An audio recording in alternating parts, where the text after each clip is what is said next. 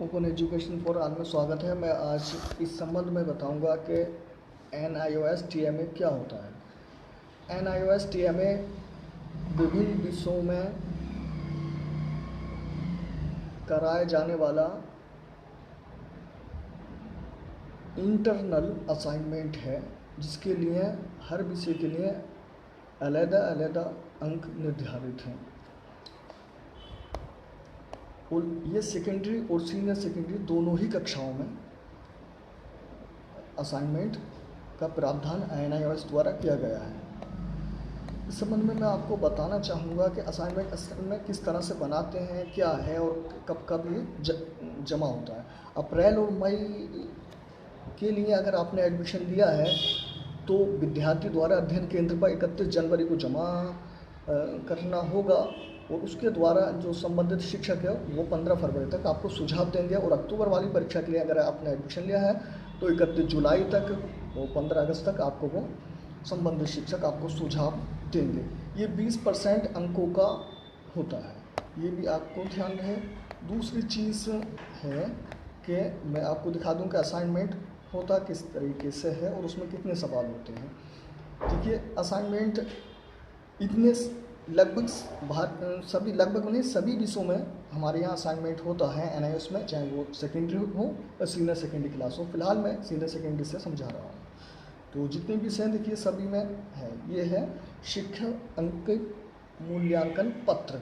ये 20 अंकों के लिए हिंदी का है, हिंदी का 20 अंकों के लिए होता है। लेकिन मैं यहाँ पर ये भी बता दूँ कि सभी विषयों के लिए 20 अंकों का नहीं होता।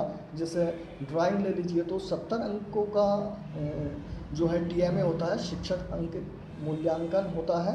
TMA टोटल मार्क्स असाइनमेंट जिसे कहेंगे। और हिंदी लैंग्वेज, जितनी भी लैंग्वेज हैं, जैसे हिंदी हुई, इंग्लिश हुई, उर्दू हुई, अरबी या फारसी हुई, संस्कृत हुई, इनके लिए 20 अंक निर्धारित हैं। 20 अंकों का ये आप बना के अपने अध्ययन केंद्र पर जमा करेंगे असाइनमेंट बना करके, और अपने अध्ययन केंद्र पर जमा करने के बाद में 20 वो आपके असाइनमेंट का मूल्यांकन करेंगे संबंधित शिक्षक, और फिर वो 20 में से जो भी आपने जितना अच्छा लिखा होगा उसके अनुसार वो आपको मार्क्स अवार्ड कर देंगे, दे देंगे, जो कि आपकी बोर्ड परीक्षा में सम्मिलित किए जाएंगे। यानी कि फिर आपका सिर्फ 80 नंबर का थ्योरी का पेपर होगा।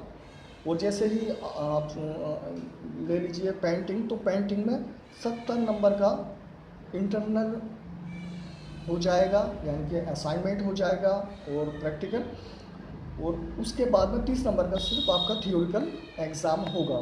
ऐसे ही आप इंग्लिश ले लीजिए, इंग्लिश में 20 नंबर का असाइनमेंट है।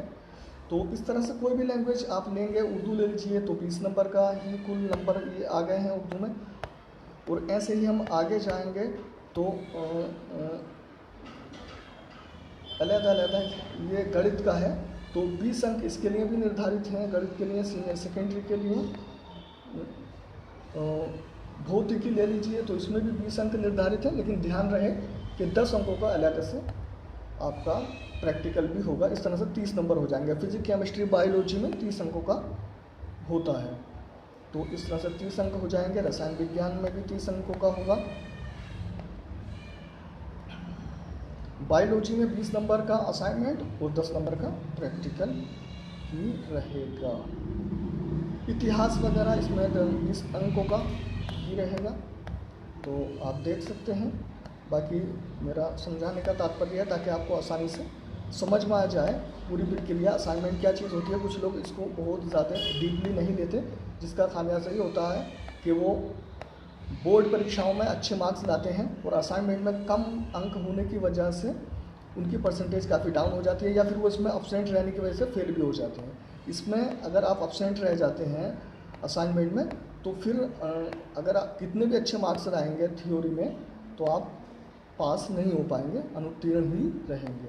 ये भी ध्यान रखने योग्य बात होगी। तो आप देख सकते हैं कंप्यूटर में कंप्यूटर विज्ञान है, इसमें भी 20 अंकों का है और 10 अंकों का प्रैक्टिकल होगा। इस तरीके से ध्यान रहे कि TMA टोटल मार्क्स असाइनमेंट जिसको कहते हैं वो आपको अवश्य ही अपने अध्ययन केंद्र पर जमा करना है। वो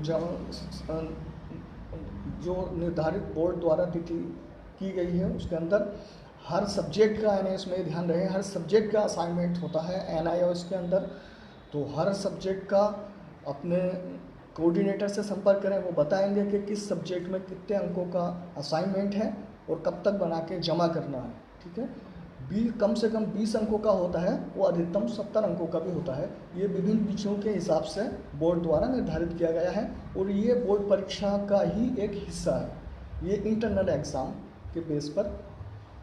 तो मैं समझता हूँ कि टीएमए के बारे में बहुत अच्छे से आप जान गए होंगे, टू मार्क असाइनमेंट के बारे में टीएमए, तो इसको बनाने में अब आपको आसानी भी होगी।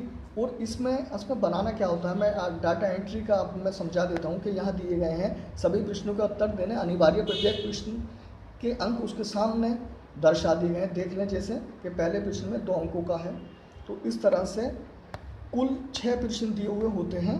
ठीक है, कुछ सब्जेक्टों में इससे ज़्यादा भी होते हैं, तो यहाँ पे 6 सब्जेक्ट दिए गए हैं, तो कुछ में इससे ज़्यादा होते हैं, तो उसका भी ख्याल रखना है कि जिस सब विषय में दिए गए हैं उतने हल करें। लेकिन आमतौर पर 6 प्रश्न दिए गए हैं जिसके उत्तर अपनी पुस्तक में लिख के अनुसार, अपने सिलेबस के अनुसार लिख के A4 साइज के किसी भी 1 साइड पेपर पे और अपने अध्ययन केंद्र पे जमा करना है। और इससे आपको परसेंटेज में भी और इसके सिलेबस को समझने में भी आसानी होगी। बीच में अगर किसी तरह की कोई दिक्कत हो तो संबंधित कोऑर्डिनेटर से जो आपके अध्ययन केंद्र के हैं उससे संपर्क कर सकते हैं। मैं समझता हूँ मेरी इस जानकारी से आपको काफ़ी लाभ होगा। नेक्स्ट वीडियो के लिए आप इंतज़ार करें। Thank you so much.